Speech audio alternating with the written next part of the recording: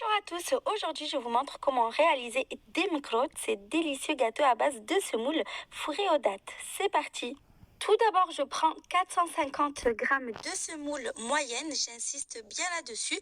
Utilisez un récipient assez large pour pouvoir mieux travailler la pâte. J'ajoute 130 g de beurre mou et 2 cuillères à soupe d'huile, donc c'est 10 ml. Le beurre, il faut bien qu'il soit à température ambiante, donc il faut le sortir du frigo au moins 2 heures avant.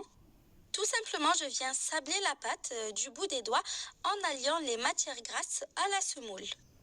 Je travaille ensuite la semoule un peu comme le couscous. Je frotte les grains entre mes mains pour éviter qu'il reste des gros blocs. Et puis, je vais laisser reposer 30 minutes le temps de préparer la farce. Sur 250 g de pâte de date, j'ajoute une cuillère à café d'eau de fleur d'oranger, une cuillère à café de beurre mou et un petit peu de cannelle. Et je mélange bien le tout jusqu'à ce que ce soit homogène. Pour plus d'idées de recettes, je vous invite à vous abonner à ma chaîne, sans oublier d'activer la cloche de notification pour ne manquer aucune vidéo. Par la suite, je prélève une petite boule de pâte. Ça paraît collant, mais en réalité, c'est très maniable. Donc, vous n'aurez aucune difficulté à en faire ce que vous voulez. Je roule en un long boudin fin et je continue jusqu'à épuisement de la farce aux dattes. Une fois que j'ai formé tous les boudins, je vais venir les recouvrir de film alimentaire pour éviter qu'ils sèchent. Je reviens ensuite à la pâte, je verse petit à petit par-dessus un mélange d'eau et d'eau de fleur d'oranger. Selon la qualité de votre semoule, vu qu'elle n'absorbe pas toutes de la même façon, il se peut que vous ayez besoin de plus ou moins d'eau. C'est pour ça que je dis d'y aller doucement. Moi, j'ai mis 100 ml d'eau avec 35 ml d'eau de fleur d'oranger.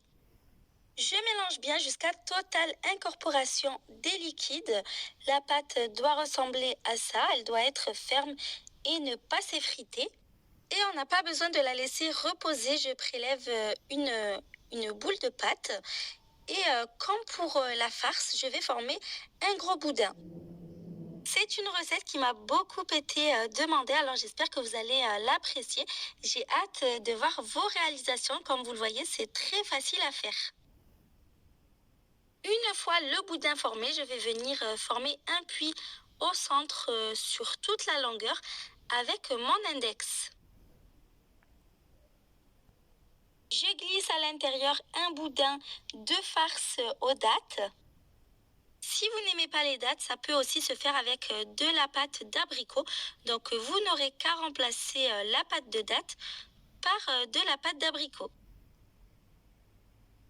Et enfin, je vais venir pincer les bords pour les souder et bien enfermer la farce. Elle doit bien rester à l'intérieur au centre et ne pas être visible. Donc, comme je vous l'ai déjà dit, la pâte est facilement maniable. Je la roule encore un peu en boudin pour la lisser. Et je commence à couper les petits macroutes. Je retire le petit bord qui ne contient pas de farce. Et puis, je coupe en diagonale chaque 4-5 cm environ. Je me sers d'un gâteau comme base pour m'assurer qu'ils aient tous parfaitement la même taille et la même forme. La farce doit être au centre et visible des deux côtés. Je vous montre comment ça doit être. Pour la cuisson, je plonge les macroutes dans un bain d'huile chauffé sur feu moyen pour qu'ils aient le temps de bien cuire de l'intérieur. L'huile ne doit être ni trop chaude ni pas assez. Vous pouvez voir que les gâteaux ne contiennent aucun sucre puisque la pâte de date est naturellement sucrée.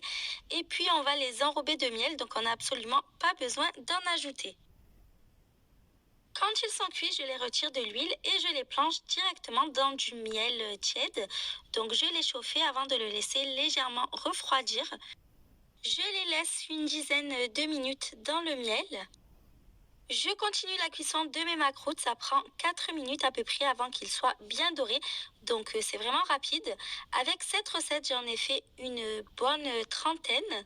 Après 10 minutes à baigner dans le miel, je dispose les macroutes sur une grille pour les laisser sécher et refroidir. J'espère vraiment que la recette vous a plu. Si c'est le cas,